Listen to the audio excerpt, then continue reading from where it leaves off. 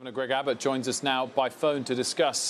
Governor, thanks for joining us. Much appreciated. My pleasure, Wilfred. So talk us through this announcement. You are banning government entities from requiring a mask, but you're not banning masks.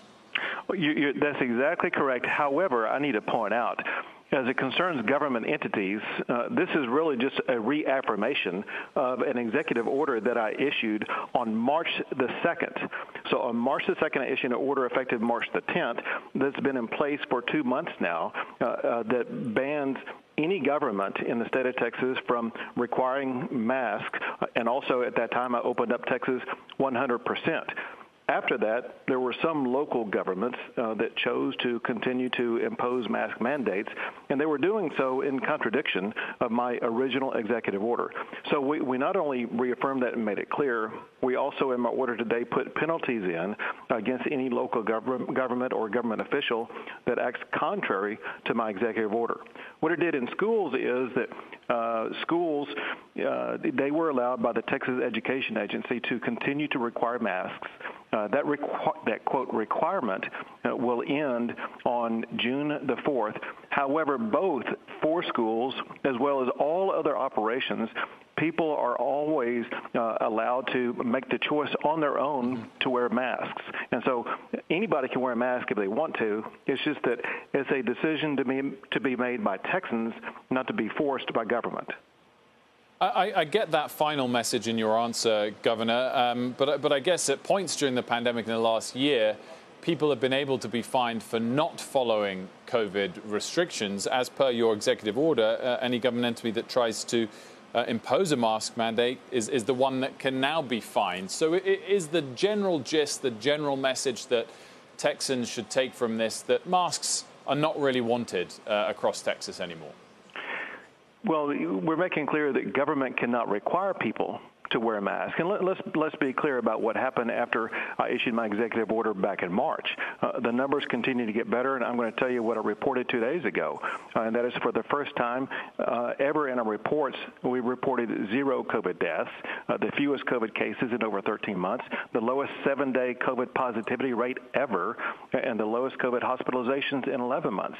And so the COVID situation in Texas is such that we can and should be open 100%.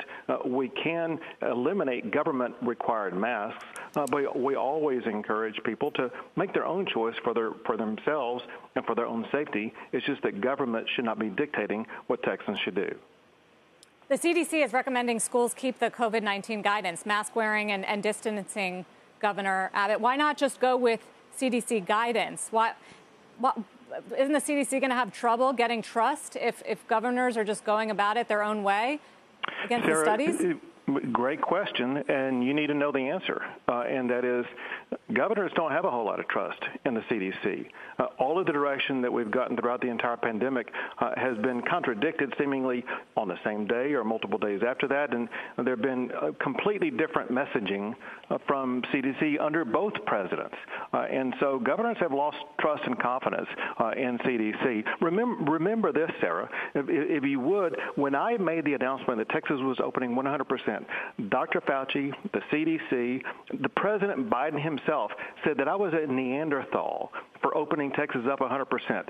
Well, I proved that Neanderthals won when we went down to 0 COVID deaths, the lowest positivity rate, the lowest COVID cases, et cetera. Everyone who criticized us for opening up, they were wrong. And so they didn't know the science or the math behind my decisions, and they continue to vacillate themselves upon what they think the correct standard is. Remember what CDC Director Walensky said initially. She had one rule for masks and a different rule for masks. Schools should be open. That she said schools should be closed. And so they vacillate from a week-to-week basis. And so there is really no trust in the CDC anymore. Unfortunately, I think a lot of people would agree with you, and you're vindicated on that initial mask decision, Governor, but still on the schools. Most students aren't vaccinated. So why shouldn't they have to wear masks to protect themselves? So for almost all students who are the most at risk, as well as the teachers and staff who were at risk of COVID, they all have the capability of getting a vaccination, and they choose to do so before the mask requirement is eliminated. But also, they all have the choice to continue to wear a mask if they feel as if that's in the best interest of their safety. Shepard Smith here. Thanks for watching CNBC on YouTube.